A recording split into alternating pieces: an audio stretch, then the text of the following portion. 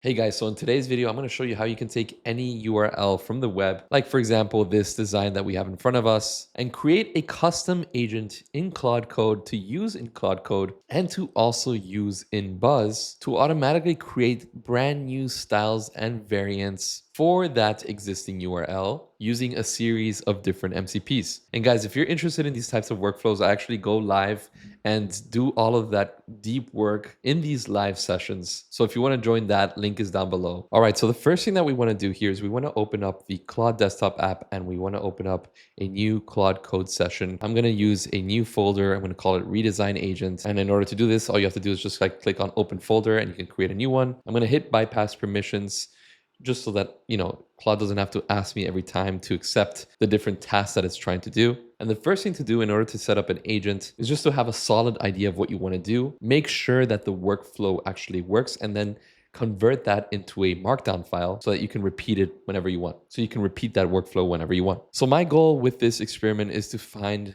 websites like this where you can, immediately tell that this was built with AI, one shot, not a lot of effort, and eventually have a system where we can paste that into Claude Code. Then Claude Code uses the BYQ MCP, which is just like a, huge library of different components. If you log in and you go under sections, you can kind of scroll down and see what you're looking at. So like components like this, really nice. And Claude would basically take these components and redesign that initial site. And then we're going to integrate Higgsfield MCP so that if there's an image in this site that needs to be kind of improved, or if there are any images or icons that can be added to the site to make it look nicer, the agent can automatically detect that and use this MCP. And then at the end, use MagicPath to kind of see the different variants that Claude Code that this agent built out for you. Now, if you're like me and you have a tough time kind of converting your ideas into a text prompt, I actually use this tool called Clicky that I've discovered, I think, about 2 weeks ago. And they have a very generous free plan, by the way. You can literally draw out the strategy that you're trying to accomplish here. And so, for example, to summon Clicky with 2 fingers, you want to hold down Control and Option at the same time and say, hey, Clicky, what's up? I'm trying to build out this Claude agent where I give it a URL. It analyzes the URL in terms of the context, copy, image assets, brand kit, colors, etc. And then basically this agent would use the BYQ MCP to, it would use the sections, the components from BYQ to create 2 new variants, 2 new design variants for me. And whenever there's a section from these BYQ components that requires an image or icons, it would use the Higgsfield MCP to generate these in a kind of consistent photo shoot style, or for the icons, like a consistent iconography style. And then once that's done, once it creates the 2 variants, it'll basically post my 2 variants into MagicPath, into a MagicPath folder where I can just see the variants next to each other. And it's going to use the MagicPath skill. So with all this being said, Clicky create a prompt so that I can just paste it into Claude Code, just add it to my clipboard. And we can then paste that into Claude Code. And I'm actually going to switch the model to Fable 5. And actually, before we start with this, I'm going to say just before we start, make sure that you're connected to the MCPs and the MagicPath skills. So let's go ahead and submit this. And so all of these integrations seem to be set up, so it's ready to start the workflow. And now before we do that, I'm just going to open up the browser over here. I'm going to paste in that URL of the site that we want to redesign. And I'm going to open up a new tab, search for magicpath.ai and log in. And I'm going to create a new file. We're going to call it URL to variants or something like that. Click on enter. And we're just going to close this and close this as well. Perfect. So let's copy this URL just to kind of test it out to see how this workflow looks like.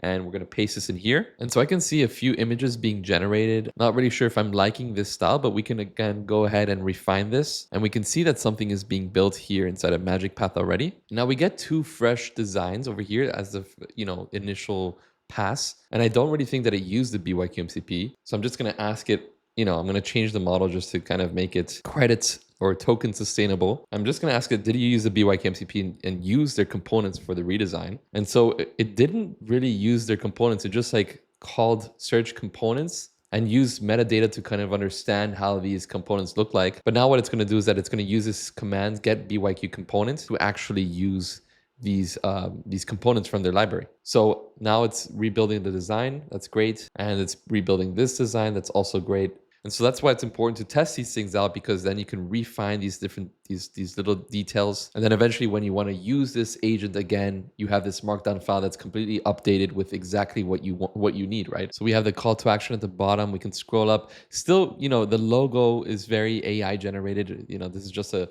quick example just to get started. But we have all of these new sections that look pretty good. We have this like little bento grid. We have this nice hero section where you can kind of skip through these different features. And now look at this one. This is the second one. The hero section actually looks very nice. There's like a subtle little parallax effect also. I don't know if you guys can see it. And then we can scroll down.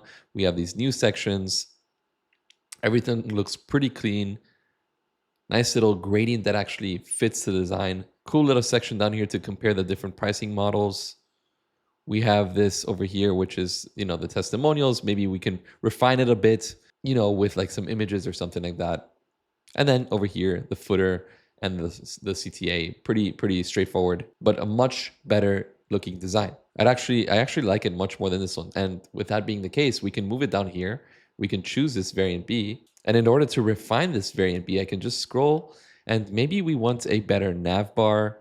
Maybe we can see, I kind of like the icons. They fit, I'd say. But let's scroll down here. So better nav bar and a better footer. I think that the footer looks pretty standard, and a better call to action over here. So we can go into BYQ and look at the sections, and we can search for like footers, for example. And we can scroll, and maybe something like this would be cool with like a video. And so I'm going to summon Clicky again. Hey, Clicky, I would like for you to add a new prompt to my clipboard where I want to tell Claude to use this video background footer CTA by Evermind, and also use Higgsfield to replace the video to something that matches the current website.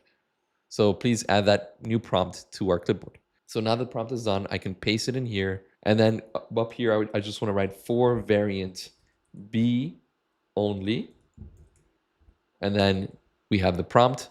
We can then submit this. So I'm expecting now a new footer and CTA, and a new video that kind of matches the style or whatever this company does, which is analytics, I believe. All right, and we can now zoom in and scroll down, and voila, we have our new video, we have our new footer. I can click on this little icon over here to preview the entire page, scroll down here, and boom, we get it.